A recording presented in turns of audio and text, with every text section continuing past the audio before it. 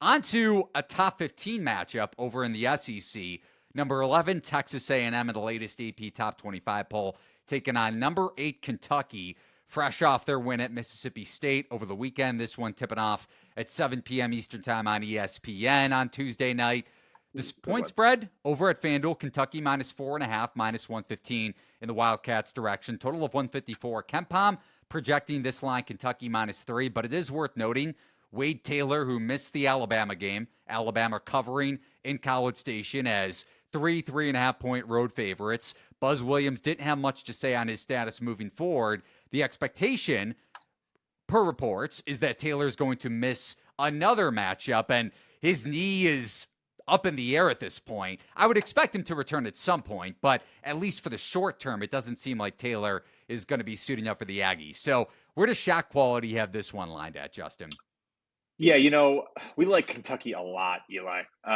They're just coming in looking like one of the best three-point shooting teams in the country in terms of the spacing that they get on their threes. Third best spacing in the nation, sixth best efficiency expected from three. Now that is not how they're actually doing. If you want to know how Kentucky is actually doing from three, they're currently 52nd. So that's a pretty big differential, right? About 3.5%. But shot quality expecting them to almost be 40% three-point shooters.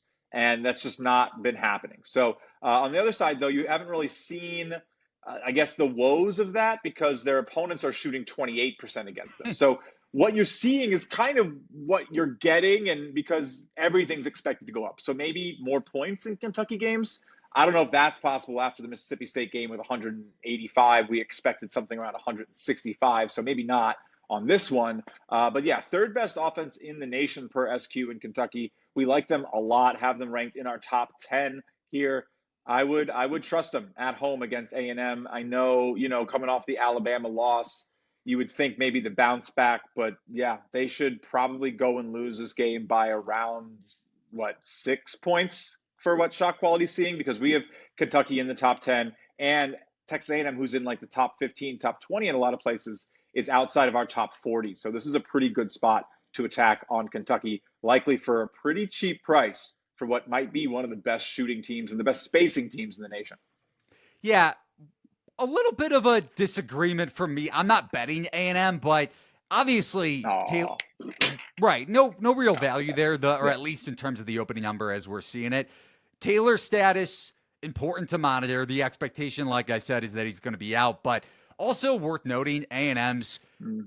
transition defense ranks in the 18th percentile on a points per possession basis. That is where Kentucky thrives. They can get open looks in transition. We saw Jackson Robinson bounce back off of the Georgia loss. So Kentucky, if they're going to get clean looks, probably win this game by 2 or 3 possessions, which is where you have the number at. Kentucky, though, does struggle on the glass. Amari Williams, pretty soft on the front line. I know they played well at Mississippi State, but they shot well, which obviously mitigated those Yeah. deficiencies on the glass. But on the flip side, Kentucky's three-point defense due for regression. A&M without Taylor isn't really gonna crater that number in one direction or the other. Or I guess they're gonna crater it and continue to show that Kentucky's three-point defense is due for regression in the future, because outside of Taylor, Zurich Phelps around 31% from three.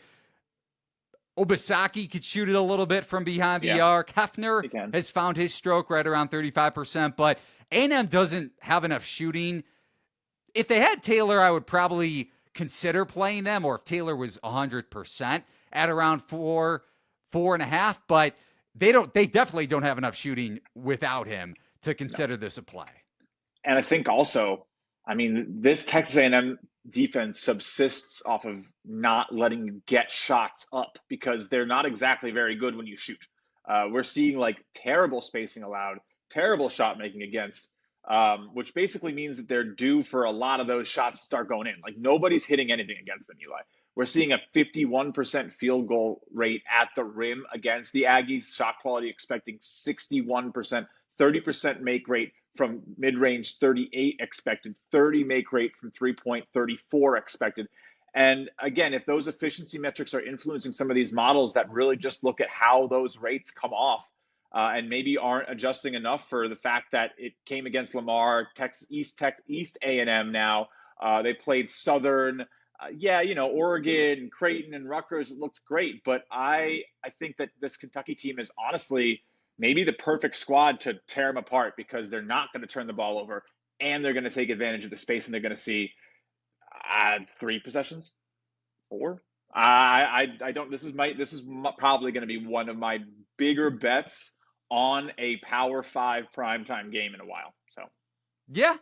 Transition defense is going to be an issue if A&M isn't dominating the offensive glass. And Alabama and A&M, that was truly a war on the offensive glass with a bunch of fouls. I did play A&M second half in that one, hit on that. Alabama was due. I know you said A&M's defense was due continuously for three-point regression in a negative sense, but Alabama's three-point shooting splits at the half were around 60%, so I expected that to take a dip. They shot around 35% from the game, but still, on the road in Rupp is a different story Very than different. A&M at home in College Station. Yeah, exactly. And you saw what like the analytical attack, which Alabama almost embodies perfectly, can do, and especially if they're missing some talent, which again could lead to less turnovers on defense too, not only less prowess on offense.